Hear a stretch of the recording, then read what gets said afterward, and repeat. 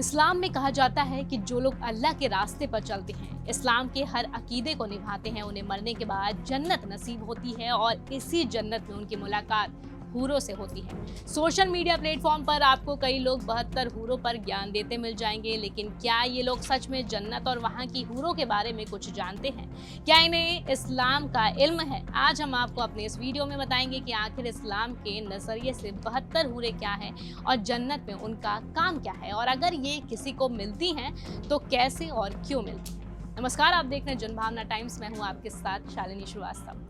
72 हूरें एक ऐसा वाक्यांश है जिसे जन्नत तक जाने का एक रास्ता बताया जाता है। जन्नत में हूर का कॉन्सेप्ट कुछ हद तक वैसा ही है जैसे स्वर्ग में अप्सरा को लेकर है, यानी एक ऐसी स्त्री है जो वहां के अलावा कहीं और नहीं है। उसकी सुंदरता सबसे ऊपर है, उससे सुंदर कोई स्त्री किसी दुनिया में बनी ही नहीं है।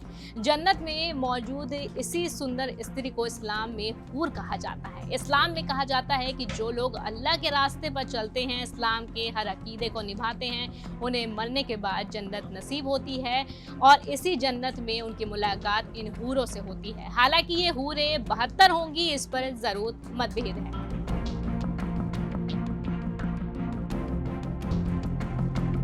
इस्लाम मजहब में कहा गया है कि ये दुनिया एक इम्तिहान वाली जगह है, यहाँ से सभी को एक दिन जाना है।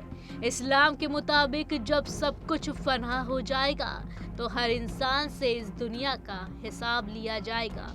ऐसे में जिन लोगों ने अच्छे काम किए होंगे उन्हें जन्नत यानी स्वर्ग, और जिन्होंने बुरे काम किए होंगे उन्हें जहन्नम दोजख यानी नर्क में जगह मिलेगी। सबसे पहली बात यह है कि जन्नत में जाना कोई आसान काम नहीं है। इसके लिए जिंदगी इस्लाम के मुताबिक बसर करनी पड़ेगी और उसके बताए हुए रास्ते पर अमल करना पड़ेगा। कम से कम किसी को काफिर कहकर बम और गोलियों से उड़ा देने वालों को तो जन्नत में जगह मिलने से रही, क्योंकि इस्लाम कहता है कि अगर आपने एक इंसान की जान बचाई तो मानो कि आपने पूरी इंसानियत को बचा लिया। वहीं एक इंसान का दिल दुखाया तो समझो कि पूरी इंसानियत का दिल दुखा दिया।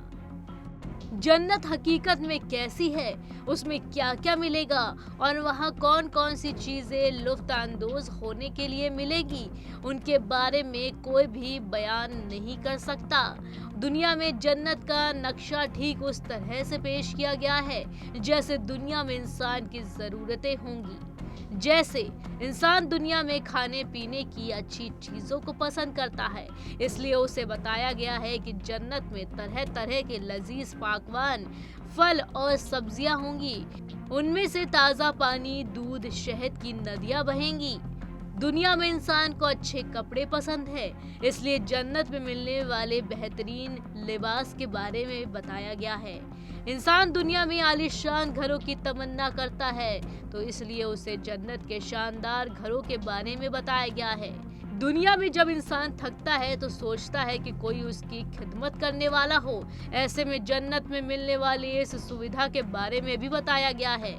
इसके अलावा दुनिया में इंसानों की सब जरूरतों में से एक जरूरत शारीरिक संबंध बनाना भी है, बल्कि ये जरूरत कई जरूरतों से अलग और अहम है।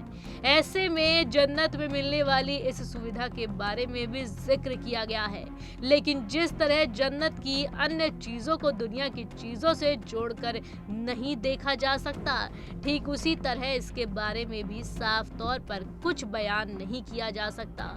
कहा गया है कि जन्नत में मिलने वाली चीजों का तसव्वुर कोई इंसान कर ही नहीं सकता। हर धर्म में मृत्यु के बाद स्वर्ग में जाने पर सुंदर स्त्रियों का जिक्र है। हिंदू धर्म में इन्हें अप्सरा कहकर संदर्भित किया गया है। उर्वशी, रंभा, मेनका ये देवलोक यानी कि स्वर्गलोक की अप्सराएं हैं। इन्हें भी ब्रह्मांड की सबसे खूबसूरत स्त्रियां बताया गया है। वहीं पारसी धर्म के अनुसार एक अच्छे पारसी व्यक्ति की मृत्यु के बाद उसकी आत्मा एक पुल के जरिए स्वर्ग तक पहुंचती है और वहीं पुल के दूसरी ओर उस व्यक्ति को लेने एक बेहद सुंदर स्त्री आती है। ये स्त्री व्यक्ति को हाउस ऑफ सॉन्ग तक लेकर जाती है। जबकि इब्राहिमी धर्म में मृत्यु के बाद ईडन गार्डन की बात कही गई है। कहा गया है कि मृत्यु के बाद व्यक्ति एक सुंदर गार्डन में महिलाओं के आसपास रहता है। तो इस खबर पर आपकी क्या राय है, आप हमें जरूर बताएं। ऐसे ही खबरों के लिए आप देखते रहिए जनभावना टाइम्स। नमस्कार।